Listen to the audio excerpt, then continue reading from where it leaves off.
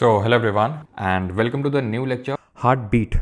अब heart beat क्या होता है? तो जो हमारा हार्ट, एक्चुअल में हम हार्ट के बारे में इस लेक्चर में पढ़ने वाले हैं, बिकॉज जो हमारा पंपिंग ऑर्गन होता है जो पूरे ब्लड का सर्कुलेशन करवाता है, दैट इज़ आवर हार्ट। ठीक है, तो the rhythmic contraction and relaxation of the heart which includes one systole, ये सब अब छोड़ दो। ठीक है, ये सब छोड़ दो, हार्ट बीट वगैरह सब कुछ। ठीक है, सबसे पहले हम पढ़ेंगे ह्यूमन हार्ट के बारे में, तब जो पीछे चीज़ें लिखी हुई हैं वो बाद में देखेंगे। तो ह्यूमन हार्ट की अगर बात करें तो 4 चैम्बर्स में डिवाइडेड होता है। कुछ आप इस तरह से समझ सकते हो कि जो ऊपर का पार्ट होता है, ऊपर के पार्ट को हम ऑरिकल बोलते हैं। ठीक है, ऊपर के पार्ट को ऑरिकल बोलते हैं, और जिसको हिंदी में अलिंद, और नीचे वाले पार्ट को वेंट्रिकल बोलते हैं, यानी कि निलय। अब इसको हम राइट ऑर्टिकल और लेफ्ट ऑर्टिकल में डिवाइड करते हैं। ये होता है हमारा लेफ्ट ऑरिकल, ये होता है हमारा राइट ऑर्टिकल, राइट ऑरिकल, ये होता है लेफ्ट वेंट्रिकल, और ये होता है राइट वेंट्रिकल। ध्यान से समझेंगे पूरे प्रोसेस को। तो लेफ्ट ऑरिकल, राइट ऑरिकल। अब अगर इसमें तुम्हें कन्फ्यूजन है कि इसको लेफ्ट क्यों लिख रहे हैं, राइट क्यों नहीं लिख रहे हैं, क्योंकि ये तो राइट लग रहा है, भाई आपको हार्ट के हिसाब से देखना है, अपने हिसाब से नहीं। हमारा तो ठीक है अभी, अगर आप स्क्रीन पे देख रहे हो तो ये चीज़ लेफ्ट है और ये चीज़ राइट है। ठीक है, ये चीज़ लेफ्ट है और ये चीज़ राइट है, लेकिन हमें हार्ट के हिसाब से देखना है। अगर आप हार्ट के हिसाब से देखेंगे तो ये चीज़ लेफ्ट निकल के आएगी और ये चीज़ राइट निकल के आएगी। क्लियर है? ये जो हार्ट के 4 चैम्बर्स हैं, इनका कुछ ना कुछ काम होता है। जैसे यहाँ पर आप देख पा रहे हो, ये हार्ट के टोटल 4 चैम्बर है, कुछ इस तरह से, थोड़ा टिल्टेड टाइप होता है। ठीक है, जो आप इस तरह से बनाते हुए फिर देखते हो, है ना, ये तीर वीर लगा के, ऐसा नहीं होता है।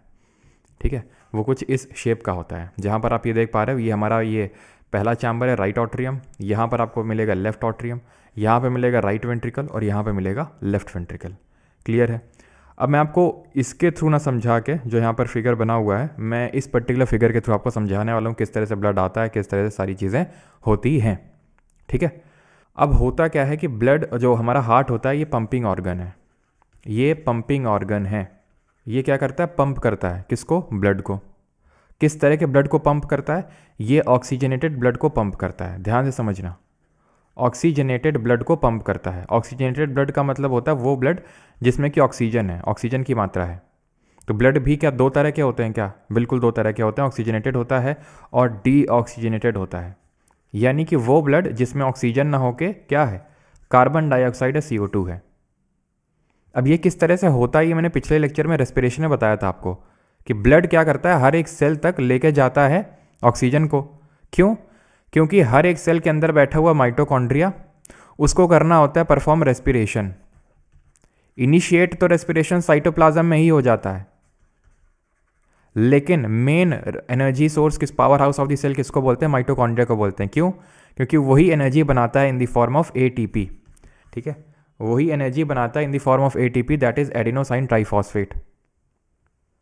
और वो एनर्जी कैसे बनाता है? उसके एनर्जी बनाने के लिए, फिर अगर हम बात करें न्यूट्रिएंट्स को ब्रेक करके एनर्जी बनाने के लिए, उसको ऑक्सीजन की रिक्वायरमेंट होती है। तो ये जो ब्लड होता है, ये हर एक सेल तक, माइटोकॉन्ड्रिया तक ऑक्सीजन पहुंचाने का काम करता है। और इस रेस्पिरेशन के प्रोसेस के दौरान जो बाई प्रोडक्ट निकलता है, जो वेस्ट निकलता है, दैट इज CO2। एनर्जी तो बनती है इन दी फॉर्म ऑफ ATP, लेकिन CO2 यानी कि जो कार्बन डाइऑक्साइड है वो निकलती है। तो वो कार्बन डाइऑक्साइड जो ब्लड में रहेगी, जो ब्लड कार्बन डाइऑक्साइड लेके आएगा, उसको बोलेंगे डीऑक्सीजनेटेड ब्लड। ये जो ऑक्सीजनेटेड ब्लड है, इसको कैरी करती हैं आर्टरी। कौन कैरी करेंगी? धमनी। और डीऑक्सीजनेटेड ब्लड को कौन कैरी करेंगे? वेन, यानी कि शिराएं। समझ में आ गया? यानी आर्टरी लेके जाएंगी हर एक सेल तक, हर एक सेल तक। एक्चुअली होता क्या है, एक बड़ी सी आर्टरी होती है, अभी हम देखेंगे, बड़ी सी आर्टरी को बोलते हैं अरोटा या फिर ऑटा। ये छोटी छोटी छोटी छोटी आर्टरीज में बट जाती हैं, जिसको हम आर्टरी बोलते हैं, इन सिंपल आर्टरी। देन ये और छोटी छोटी आर्टरी में बट जाते हैं, इनको हम कैपिलरी बोलते हैं, और ये आपस में जुड़ी होती हैं छोटी छोटी वेन से। तो ये कैपिलरी नेटवर्क कहलाता है, जहाँ पे छोटी आर्टरी हैं, पहुँचाएंगी हर एक सेल तक ब्लड। सीधा तो ऐसे पाइप तो लगा नहीं कि सीधा आर्टरी जाके वहीं घुस जाएगी सेल में। छोटी छोटी, बहुत छोटी छोटी आपको कैपिलरीज देखने को मिलेंगी, जो हर एक सेल तक ऑक्सीजनेटेड ब्लड को पहुँचाएंगी। और जब CO2 प्रोड्यूस होगा हर एक सेल से, तो वही कैपिलरीज भी जो आपस में कनेक्टेड है, सब कैपिलरी नेटवर्क बना रखा है, वही डीऑक्सीजनेटेड ब्लड को लेके आएंगी। कहाँ लेके आएंगी? हार्ट के पास लेके आएंगी। हार्ट क्या करेगा? पंप कर देगा। लेकिन यहाँ पर सोचने वाली बात है कि हार्ट के पास ऑक्सीजन आई कहाँ से? हार्ट के पास ऑक्सीजन आई कहाँ से? हार्ट ने ऑक्सीजनेटेड ब्लड को पंप कर दिया, उसके पास डीऑक्सीजनेटेड ब्लड आया। कोई क्या मशीन लगी है जिससे कि वो सीधे यहाँ से डीऑक्सीजनेटेड ब्लड डाला और वहाँ से ऑक्सीजनेटेड निकला। हार्ट के पास कोई मशीन नहीं है, ये काम लंग्स करते हैं, ये काम लंग्स का होता है। यहाँ पे वैसे यार मैं पिक्चर लगाई तो थी, ये है, ठीक है। तो हार्ट क्या करते हैं, हार्ट ये डीऑक्सीजनेटेड ब्लड को देते हैं। यहाँ पे बैठा हुआ है लंग्स। लंग्स में आपको पता है, वो हमने पिछले लेक्चर में पढ़ा था, होते हैं एल्वियोलाई, जहाँ पर एक्सचेंज ऑफ गैसेज होता है। CO2 आ जाता है अंदर, CO2 को हम एक्सेल कर देते हैं और O2 उसको डाल देता है, ठीक है। यहाँ पर भी वो कैपिलरी नेटवर्क बना हुआ है। तो ये जो डीऑक्सीजनेटेड ब्लड था, ये अब ऑक्सीजनेटेड ब्लड में कन्वर्ट हो गया, ठीक है। अब ये कौन सा चैम्बर में किस तरह का ब्लड आता है वो हम पढ़ेंगे, ठीक है। तो जो लेफ्ट साइड वाला आपको पार्ट दिख रहा है, ये लेफ्ट साइड वाला, यहाँ पे डीऑक्सीजनेटेड वाला ही आता है। यहाँ पे लगी हुई है एक बड़ी सी, क्या, यहाँ पे एक बड़ी सी लगी हुई है वेन। इस बड़ी सी वेन को बोलते हैं वेना कावा, ठीक है। अब है क्या कि इसको मैं फिर से बनाऊंगा सो दैट कि थोड़ा प्रॉपर तरीके से समझा सकूं मैं आपको। तो ये जो वेना कावा है, ये एक्चुअल में एक अपने आप में तो है, लेकिन ये दो बड़ी बड़ी वेन्स से मिलके बना हुआ है। कैसे, वो ज़रा समझो। तो ये हमने अभी ड्रॉ किया था, ये था हमारा, इसको मैं इन शॉर्ट अभी लिख दूं क्या, राइट ऑरिकल, इसको मैं लिख दूं लेफ्ट ऑरिकल, इसको मैं लिख दूं राइट वेंट्रिकल, और इसको मैं लिख दूं लेफ्ट वेंट्रिकल। कोई प्रॉब्लम तो नहीं होगी, ठीक है। इन शॉर्ट मैंने लिख दिया है। अब यहाँ मैंने क्या बोला कि एक बड़ी सी क्या आ रही है, वेन आ रही है, ठीक है, जिसको बोलते हैं वेना कावा। ये कनेक्टेड है एक, इससे थोड़ी सी छोटी, कुछ ज़्यादा मोटी हो गई है, ये जो है कनेक्टेड है इससे, इसको बोलते हैं सुपीरियर वेना कावा, इसको बोलते हैं इन्फीरियर वेना कावा, ठीक है। ये आपस में क्या करती हैं, मिल जाती हैं यहाँ पर, और ये क्या लाती हैं, ये लाती हैं, इसको बोलते हैं सुपीरियर वेना कावा, और ये क्या है, इन्फीरियर वेना कावा। इनका काम है डीऑक्सीजनेटेड ब्लड को लाना। अभी मैंने तुम्हें बताया था एक बड़ी सी आर्टरी होती है, इसको अरोटा बोलते हैं, वो छोटी छोटी आर्टरी में बढ़ती है और छोटी छोटी आर्टरी में, वैसे ही वेन्स के साथ भी है। ये सबसे बड़ी, आप ऐसे समझ लो, ये वेना कावा सबसे बड़ी वेन होती है। वेना कावा बढ़ती है superior vena cava, inferior vena cava. जो हमारे हार्ट के ऊपर वाला बॉडी का पार्ट होता है ना, ब्रेन हो गया, मुंह वगैरह हो गया, गला वगैरह हो गया, तो यहाँ की सेल्स से जो CO2 निकला है, जो कैपिलरीज लेके आई हैं, वो छोटी छोटी वेन्स में बदल गई होंगी, सॉरी बड़ी बड़ी वेन्स में। कैपिलरीज से थोड़ी बड़ी होती हैं वेन्स, वेन से थोड़ी और बड़ी होती है सुपीरियर वेना कावा और इन्फीरियर वेना कावा, और उससे बड़ी होती है वेना कावा, जो पूरा डीऑक्सीजनेटेड ब्लड लेके लाके पटक देगी कहाँ पे, राइट ऑरिकल में। यानी कि वेन्स का काम क्या हुआ, वेन्स का काम हुआ कि ये डीऑक्सीजनेटेड ब्लड को लेके आएंगी, किसके पास लेके आएंगी, ये लेके आएंगी हार्ट के पास, फ्रॉम डिफरेंट बॉडी ऑर्गन्स। तो डिफरेंट बॉडी ऑर्गन्स जो अभी मैंने आपको बताया, दिमाग हो गया, मुंह हो गया, गला हो गया, तो यहाँ से सब पूरी कलेक्ट होके सुपीरियर वेना कावा में आ जाएंगी। और पैर, फीट, ये सब है ना, जो नीचे का हिस्सा है, उनसे सबसे वेन से कलेक्ट होकर इन्फीरियर वेना कावा के थ्रू सब राइट ऑरिकल में आ जाएगा। तो डीऑक्सीजनेटेड ब्लड आता है from different body parts to heart. Heart के पास आ गया।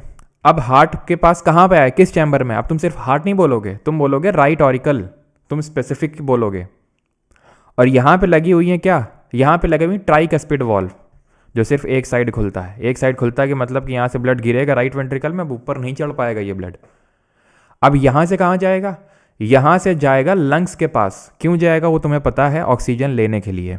तो यहाँ से कनेक्टेड होगा तुम्हारा एक बड़ा सा क्या, आर्टरी, बड़ा सा आर्टरी कनेक्टेड होगा। क्यों, क्योंकि भाई चलो अभी बताऊंगा, ठीक है। अभी मैं आपको आर्टरी का काम क्या होता है। तो आर्टरी का काम होता है ब्लड को हार्ट से डिफरेंट बॉडी पार्ट्स में ले जाना। तो ये हार्ट है, हार्ट से कहाँ जा रहा है, लंग्स में। तो ये होगी पल्मोनरी आर्टरी। पल्मोनरी क्यों बोल रहे हैं, पल्मोनरी इसलिए बोल रहे हैं क्योंकि जब भी लंग्स की बात आती है, लंग्स की, तो पल्मोनरी शब्द का यूज़ करते हैं। Pulmonary is the word for lungs. जब किडनी की बात आएगी तो रीनल शब्द का यूज़ करेंगे। तो यहाँ पे बैठे हुए लंग्स, मान लो ये लंग्स हैं, ये लंग्स क्या करेंगे, लंग्स इस डीऑक्सीजनेटेड ब्लड से इसमें CO2 निकालेंगे, ऑक्सीजन डाल देंगे, जो छोटी छोटी कैपिलरी नेटवर्क हैं। एंड देन ये जो ऑक्सीजन युक्त ब्लड है, अब देखिए इसको मैंने डीऑक्सीजन ब्लड को पर्पल से ड्रॉ किया। मैं कोशिश कर रहा हूँ कि पर्पल या ब्लू कलर का यूज़ करूँ डीऑक्सीजनेटेड दिखाने के लिए, जैसे वेन्स में मैंने लिखा।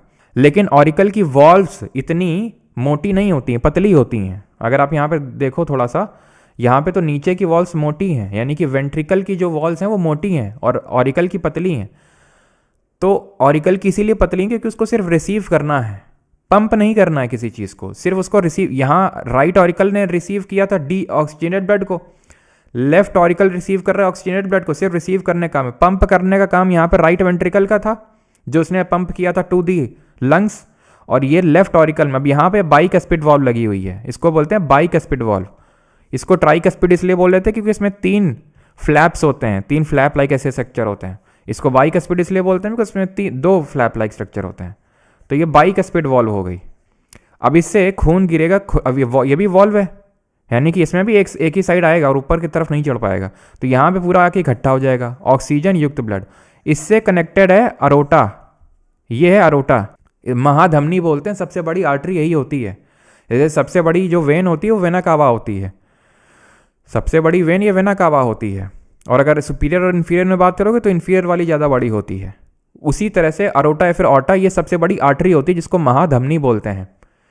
लेफ्ट ऑरिकल क्या करेगा, अगेन पंप करेगा, और पंप करके इतना जोर का पंप करेगा कि हर आर्टरी तक, अब अरोटा से बहुत सारी आर्टरीज कनेक्टेड हैं जो अरोटा से छोटी हैं साइज़ की, वो धीरे धीरे और डिस्ट्रीब्यूट हो जाएंगी छोटी छोटी कैपिलरीज तक, और हर छोटी छोटी सेल तक ब्लड को पहुंचा देंगी। तो आर्टरी क्या कर रहा है, ये ऑक्सीजनेटेड ब्लड को कैरी कर रहा है, ये ऑक्सीजनेटेड ब्लड को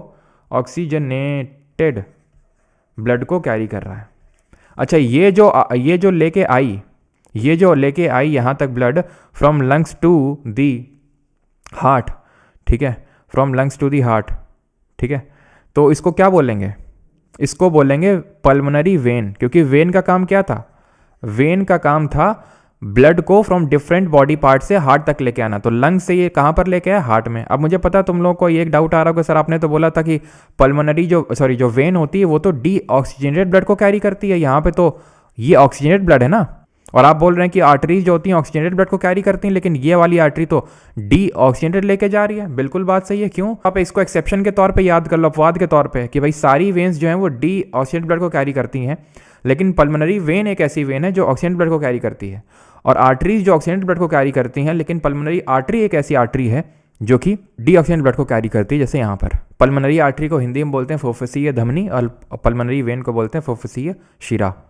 गलती से मैंने वो लिख दिया, वेन होगा। यस, क्लियर है। अब यहाँ पर मैं इसके थ्रू आपको समझाता हूँ कि किस तरह से हुई सारी चीज़ें, ठीक है। तो यहाँ पर आप देख रहे हैं इन्फीरियर वेना कावा, यहाँ पर आप देख रहे हैं सुपीरियर वेना कावा।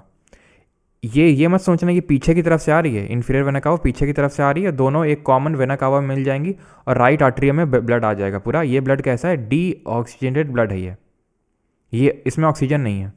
ये वॉल्व है, ट्राइकस्पिड वॉल्व खुला राइट वेंट्रिकल में, ये एक राइट वेंट्रिकल वाले चैम्बर, ये चैम्बर से कनेक्टेड है। ये पल्मोनरी आर्टरी ये लेके जाएगी लंग्स के पास। लंग्स क्या करेंगे, पल्मोनरी वेन के थ्रू लेफ्ट आर्टरी में भेज देंगे, और जब लेफ्ट आर्टरी में भेज देंगे तो यहाँ पर लगी हुई है बाइकस्पिड वॉल्व, ठीक है, जिसको हम मित्रल वॉल्व भी बोल रहे हैं। एंड देन इसके बाद ये यहाँ से वॉल्व खुलेगी, यहाँ पर ऑक्सीजन युक्त ब्लड आ जाएगा। देन ये जो आपको दिख रही है ये है ऑर्टा, ये ब्लड को पंप करेगी चारों दिशाओं में, देख रहे हो, ये ऑर्टा सबसे बड़ी आर्टरी होती है। अब होता क्या है कि जब हमारा ब्लड, जो हमारा हार्ट है वो कॉन्ट्रैक्ट करता है, तो कॉन्ट्रैक्ट जब करता है तो उसको हम बोलते हैं सिस्टोल। सब पीछे लिखा हुआ है वैसे तो, लेकिन मैं यहाँ पे लिख देता हूँ सिस्टोल। और जब रिलैक्स करता है तो डायस्टोल। अच्छा, जब कंप्रेस करता होगा तो आप समझ सकते हो कि जब वो कंप्रेस करता होगा तो राइट वेंट्रिकल और लेफ्ट वेंट्रिकल अपना काम करते होंगे धक से ब्लड को पहुँचाने के लिए पल्मोनरी आर्टरी, जिसको आप धक धक बोलते हो, लेकिन धक धक नहीं, वो पीछे देखा ना लब डब होता है, लब डब ये साउंड होता है हार्ट का। तो राइट वेंट्रिक दोनों जब हार्ट हमारा कॉन्ट्रैक्ट करेगा तो ब्लड पंप होगा आउट फ्रॉम दी हार्ट, तो खाली हो जाएगा पूरा हार्ट, ठीक है, डी ऑक्सीजनेट सब चला जाएगा। जब रिलैक्स होगा तो रिलैक्स वाली फेज को बोलते हैं डायस्टोल। डायस्टोल का मतलब है वो ब्लड को रिसीव कर रहा है हार्ट, इन वेना कावा से, पल्मोनरी वेन से जो लंग से ऑक्सीजन ब्लड आ रहा है।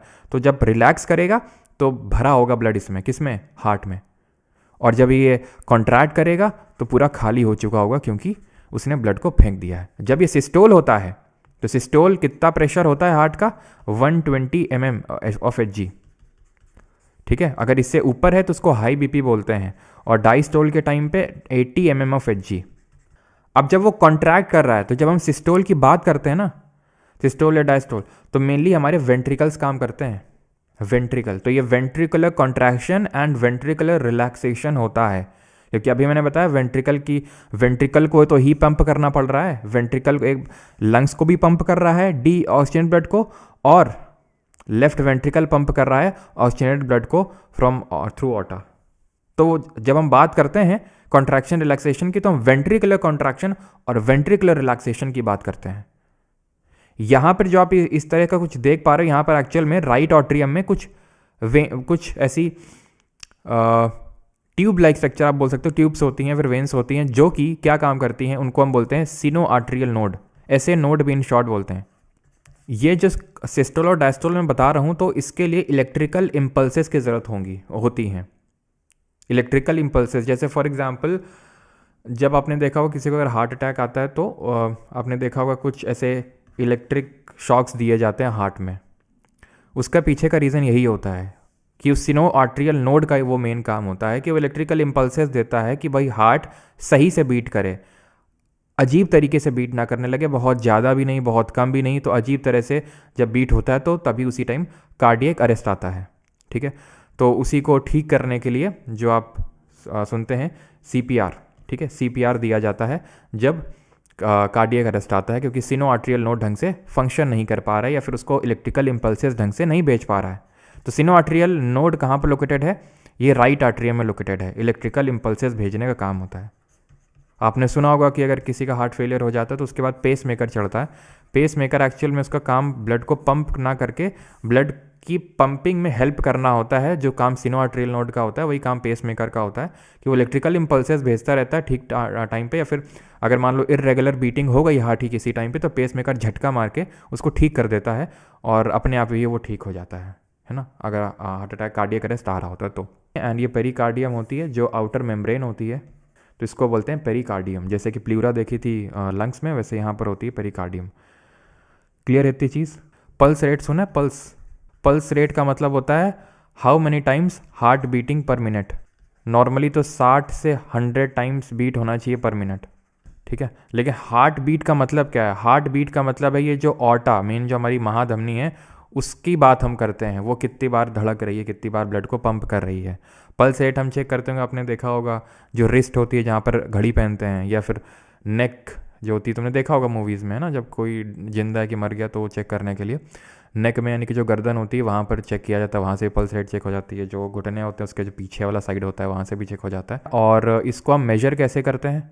तो उसके लिए हो सकता है आपने ये डिवाइस देखा हो या फिर कभी आप गए हो, इसको क्या बोलते हैं? कोई बताएगा इसको क्या बोलते हैं? स्फिग्मोमैनोमीटर है ये, स्टेथोस्कोप से हार्ट बीट चेक होती है। इससे हम क्या चेक करते हैं? ब्लड प्रेशर चेक करते हैं, ब्लड का प्रेशर, ठीक है। स्टेथोस्कोप जो गले में टांगे रहते हैं हमारे डॉक्टर लोग, वो स्टेथोस्कोप होता है, उससे हार्ट बीट को चेक किया जाता है। और 4 मेन जो फंक्शंस होते हैं हार्ट के, कि भाई पंप करना ब्लड का through the body, maintain blood का प्रेशर मेंटेन करना, ऑक्सीजन और न्यूट्रिएंट्स की अच्छे से सप्लाई हो रही कि नहीं हो रही है, और कार्बन डाइऑक्साइड और जो वेस्ट प्रोडक्ट्स हैं उनको रिमूव करना। कि कार्डियक आउटपुट क्या होता है? The amount of blood pumped by heart per minute is called as cardiac और हार्ट आउटपुट, ठीक है। कि अमाउंट ऑफ ब्लड कितना पंप हुआ है। The value of cardiac output of a normal person is about इतना, ठीक है। 5 लीटर का लगभग पर मिनट जो ब्लड है वो पंप होता है, आप समझ सकते हैं 5 लीटर ब्लड, इसको बोलते हैं कार्डियक आउटपुट, ऑलराइट। देन ये इलेक्ट्रोकार्डियोग्राफ क्या होता है, जिसको आप ECG सुनते हो, ठीक है। इलेक्ट्रोएंसेफेलोग्राम अलग होता है, ये EEG होता है, ब्रेन का ध्यान रखना। ये जो बात कर रहे हैं ये ECG है, ये आपके हार्ट बीटिंग को जो है इस फॉर्म में रिकॉर्ड करता है, ग्राफ में प्लॉट किया जाता है। तो the machine use to record electrocardiogram. तो अगर आपका मतलब जिन लोगों का हार्ट बीट करता है तो ये इस तरह से आता है, जिन लोगों का हार्ट मतलब फंक्शन करना बंद कर दिया है, तो जो लोग डेड हो चुके हैं, तो एकदम वो पूरा एकदम स्ट्रेट लाइन हो जाता है, ठीक है। तो एक्चुअली ऐसा नहीं कि एकदम स्ट्रेट लाइन और ऐसे ऐसे मतलब ऐसे ऐसे भी है तो ठीक है, नहीं। इससे चेक किया जाता है कि आपका जो हार्ट है वो नॉर्मल तरीके से बीट कर रहा है कि नहीं, इरेगुलर तरीके से तो बीट नहीं कर रहा है। ऐसा तो नहीं कि जो इम्पल्सेस जो भेजता है, इलेक्ट्रिकल इम्पल्सेस जो ऐसे नोड होता है सिनो आर्ट्रियल नोड, वो ढंग से नहीं भेज रहा हो, तो वो भी इसमें रिकॉर्ड हो जाता है। वो डॉक्टर ही उसको ऑब्जर्व कर पाते हैं उस ग्राफ को ढंग से कि इरेगुलर बीटिंग तो नहीं हो रही है हार्ट की।